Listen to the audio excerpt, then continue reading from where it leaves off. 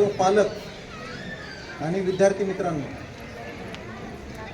आज या कार्यक्रमाचा प्रमुख अतिथी म्हणून तुमच्याशी बोलण्यापेक्षा एक पालक म्हणून मी बोलणार आहे, कारण माझा मुलगाही या ठिकाणी सहभागी आहे. आणि याआधी जेव्हा जेव्हा पॅरेंट्स मीटिंग झाल्यात आणि जेव्हा मला शक्य झालं आहे त्या वेळेला मी आलो आहे, तर शिक्षकांशी बोललो आहे. परंतु आत्तापर्यंतही काय व्हायचं की कुठल्या तरी त्याच्या एका विषयाच्या एखाद्या शिक्षकांशी बोलणं व्हायचं. परंतु आज हे औचित्य असं आहे की आज संस्थेचे म्हणजे झाडून सगळे हजर आहेत आणि त्यामुळं मला जे काही सांगायचं तर ते सगळ्यांपर्यंत पोहोचणार आहे. तर सगळ्यात आधी मी सर्व पालकांचं, विद्यार्थ्यांचं अभिनंदन करेन की त्यांनी त्यांच्या आयुष्यातला एक महत्त्वाचा टप्पा पार केला. जो टप्पा आमच्या आयुष्यात कधी आलाच नव्हता, कारण आमची शाळा पहिलीपासून सुरू झालेली आहे. नर्सरी, UKG, ज्युनियर KG ह्या गोष्टी कधी घडल्या नव्हत्या. माझा छोटा भाऊ आहे सर, तो तिसरीत पहिल्यांदा शाळेत गेला. तो पहिली दुसरीतही गेला नाही. तो फॉरेस्ट ऑफिसर आहे, चांगल्या पोस्टवरती आहे.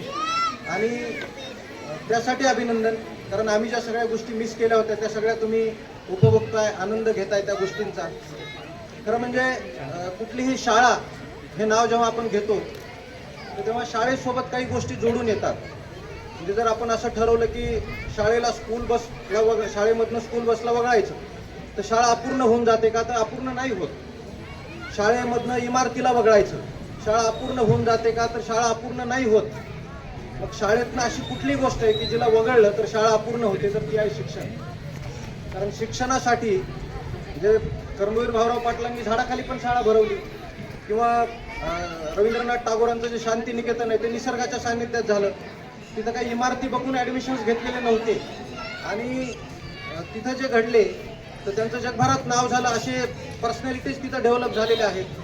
तर त्यामुळे शाळेला कनेक्टेड जर कुठली गोष्ट असेल तर ती आहे शिक्षण. आणि मग शिक्षण कुठल्या पद्धतीचं असेल किंवा कशाला आपण शिक्षण म्हणू शकतो याचा जर विचार केला तर दोन गोष्टी माझ्या नजरेसमोर येतात. एक म्हणजे पारंपरिक शिक्षण. पारंपरिक म्हणजे काय? तर जे पाठ्यपुस्तकात आहे, इतिहासाच्या पुस्तकात आहे, भूगोलाच्या पुस्तकात आहे, तुमच्या गणित विज्ञानमध्ये जे दिलेलं आहे ते त्याला आलं म्हणजे मग तो त्या अभ्यासातला हुशार झाला, अकॅडमिकमधला हुशार झाला.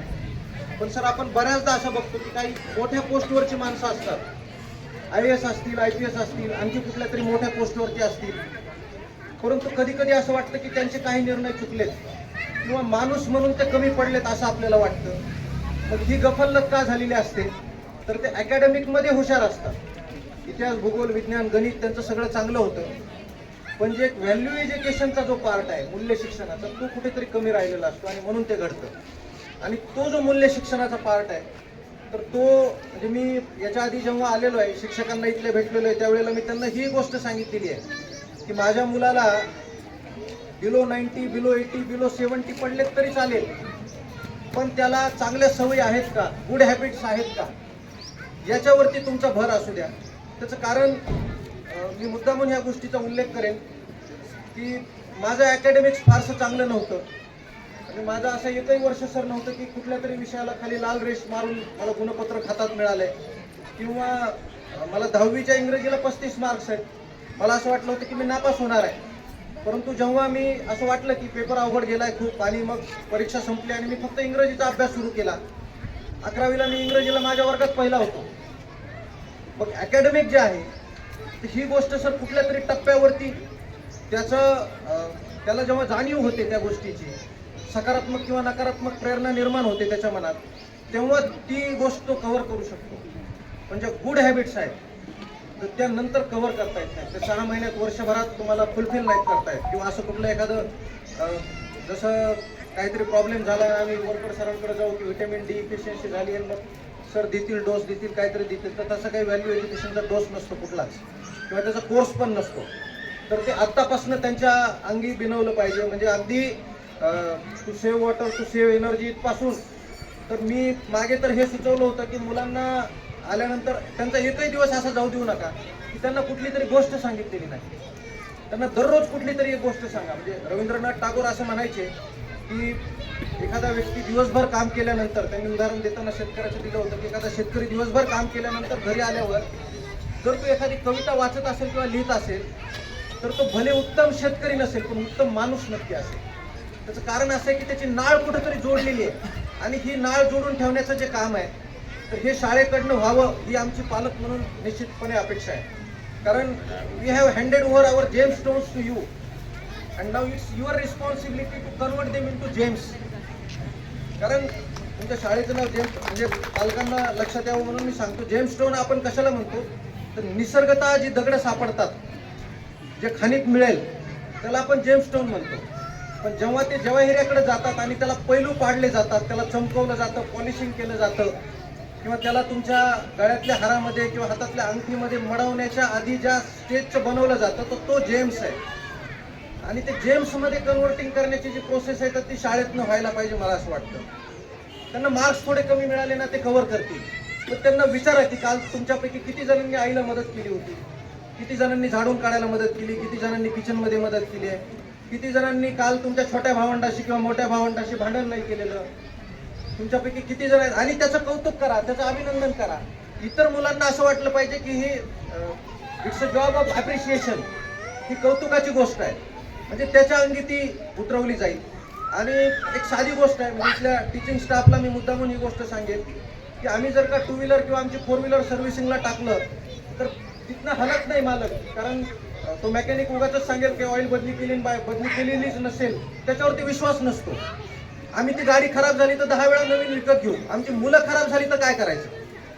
आणि ती अमूल्य जी आम्ही तुमच्या हाती सोपवलेली आहे आणि तुमच्याकडनं अपेक्षा आहे की ती फुलफिल व्हावी. त्या सगळ्या आमच्या ज्या कन्सेप्ट आहेत त्या फुलफिल व्हाव्यात.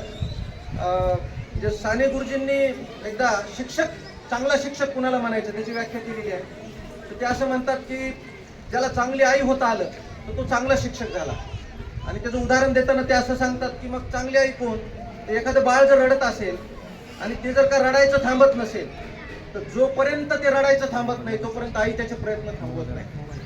तो जर रडत असेल तर आई त्याला बघेल कुठे मुंगळा चावलाय का, मुंगी चावली का, नाही तर मग ती त्याला गाणं म्हणून दाखवेल, नाही तर ते स्वयंपाकातलं ताट उलथानं वाजून दाखवेल, त्याला घेऊन नाचेल, त्याला काय करायचं तर करेल. ती तोपर्यंत नाही थांबत जोपर्यंत त्याचं रडणं थांबत नाही. आणि मग साने गुरुजी सांगतात की जोपर्यंत त्याला समजत नाही तोपर्यंत तो शिकवायचं थांबत नाही, तो चांगला शिक्षक. तुम्ही त्या डीएडला तुमच्या बीएडला तुम्ही काय मेथड शिकलाय, किती मेथड शिकलाय, त्या सगळ्या त्याच्यावर अप्लाय करा. कारण असं होणार नाही की एकच मेथड आहे ती सगळ्याच मुलांना समजेल. कदाचित त्यातली काही मुलं अशी असतील की त्याला वेगळी मेथड लागू होत असेल, पण त्याला जोपर्यंत समजत नाही तोपर्यंत तुम्ही थांबू नका. कारण आम्ही फार अपेक्षानं यांना तुमच्याकडे ते सोपवलेलं असतं. पण हल्ली होतं काय की आम्ही तुमच्याकडे येतो आणि मग तुम्ही असं सांगता की तो घरी काहीच नाही करत. तो घरी करत नाही म्हणून तर आम्ही पाठवतो. मग शाळा अस्तित्वातच आल्या नसत्या की जर सगळं घरीच केलं असतं तर. कारण आम्ही तर घरी काहीच करत नव्हतो, आम्हाला आमच्या शिक्षकांनी हे शाळेतच शिकवलेलं आहे. ही आमची अपेक्षा आहे आणि मला असं वाटतं की ती निश्चितपणे तुम्ही पूर्ण कराल. काय असतं की सर तुमच्याकडे जसं कॅप्सूलचं ऑप्शन आहे तसं आमच्याकडे नाही आहे. म्हणजे काय होतं की तुम्ही औषध कडू लागू नये म्हणून ते कोटेड करून देऊन टाकता की ठीक आहे मग एकदा तू गिळलंच ना की मग काय प्रॉब्लेम नाही. पण इथं कॅप्सूल कोटेड नाही देत आहेत. काही गोष्टी थोड्याशा स्पष्टपणाने सांगाव्या लागतात आणि त्यामुळे ह्या गोष्टी तुम्हाला सांगणं गरजेचं होतं. त्याचं कारण असं आहे की मला आठवत नाही ते कोणाचं वाक्य आहे, परंतु असं सांगितलं जातं की जर तुम्हाला एखाद्या देशातलं इमारती पूल्स जर कोसळायचे असतील तर तिथले इंजिनियर्स खराब करून टाका. जर तुम्हाला तिथली आरोग्य व्यवस्था खराब करायची असेल तर तिथल्या डॉक्टरांचं शिक्षण खराब करून टाका. पण काय होईल, इंजिनियर्स खराब झाले तर काही पूल कोसळतील, काही इमारती कोसळतील. डॉक्टर्स खराब झाले तर काही व्यक्तींचं आरोग्य बिघडेल. परंतु जर शिक्षण व्यवस्थाच बिघडली ना तर पुढची सगळी व्यवस्था बिघडणार आहे, ती प्रशासनासहित बिघडणार आहे. तिथले डॉक्टर्स चांगले घडणार नाहीत, इंजिनियर्स चांगले घडणार नाहीत, शिक्षक चांगले घडणार नाहीत. म्हणजे जर का असं आपण ठरवलं एकदा की सगळ्यात बेस्ट नोबेल प्रोफेशन कुठलं आहे असं ठरवायचं, तसं तर प्रत्येक मला असं वाटेल की नाही नाही पोलिसच जर नसले असते तर मग समाजाचं कसं झालं असतं, डॉक्टरांना वाटेल आम्हीच नसलो असतो तर कसं झालं असतं. पण तरीही मी प्रामाणिकपणाने असं म्हणेन की जर यातलं सगळ्यात नोबेल प्रोफेशन कुठलं आहे तर ते आहे टीचिंगचं आणि शिक्षकाचं. कारण तेच जर का नसले असते तर आम्ही कुणीच नसलो असतो. ते आहेत म्हणून आम्ही आहोत. मी मुद्दामून एक उदाहरण तुम्हाला असं सांगेन की मी जेव्हा शाळेमध्ये होतो आणि 7वीत होतो, मला आणखी आठवतो, आम्हाला मराठीचे शिक्षक होते भोई सर नावाचे, आणि एका ठिकाणी स्पर्धेसाठी आम्हाला ते घेऊन चालले होते. तेव्हा आता जसं सगळ्याच शिक्षकांच्याकडे 2 व्हीलर्स असतात, काही जणांच्याकडे 4 व्हीलर्स असतात, तसं तेव्हा नसायचं. म्हणजे माध्यमिकचे शिक्षक सुद्धा सायकलवरती शाळेत यायचे आणि ते त्या कॅरियरवर मला बसून त्या कार्यक्रमाला घेऊन गेलेले आहेत आणि त्यांच्या मिसेसने बनवून दिलेला डब्बा त्यांनी माझ्यासोबत शेअर केलेला आहे. तर ही जी ट्युनिंग आहे, हे जे बॉन्डिंग आहे त्या विद्यार्थ्यांच्या सोबत, ते तुमच्या सगळ्यांचं व्हावं.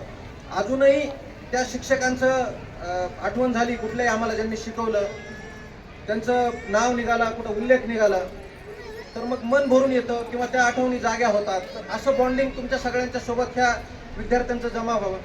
एक गोष्ट फक्त मी सुचवेन, मी जी आणखी इम्प्लिमेंट केलेली नाही. मी काल परवा आमच्या मॅडमशी बोलताना असं म्हणालो होतो की मला 2 मुलं आहेत आणि दोन्ही तुमच्या शाळेत शिकतात. अन्वी आहे ती 3ला आहे, जी आता 4थला जाईल, आणि विश्वक आता 1stला जाईल. मी तिला असं सुचवलंय की आपण दोघांची पण एक सेपरेट डायरी करूया, विश्वकची डायरी आणि अन्वीची डायरी. मग आम्ही त्याच्यात काय करणार आहे, तर मी एके दिवशी तिला लोणारला घेऊन गेलो, तर मी त्याच्यात लिहिल की मी आज रोजी तिला लोणारला घेऊन गेलो. मी परवा तिला द्राक्षाच्या बागेत घेऊन गेलो, द्राक्षाची बाग कशी असते दाखवण्यासाठी.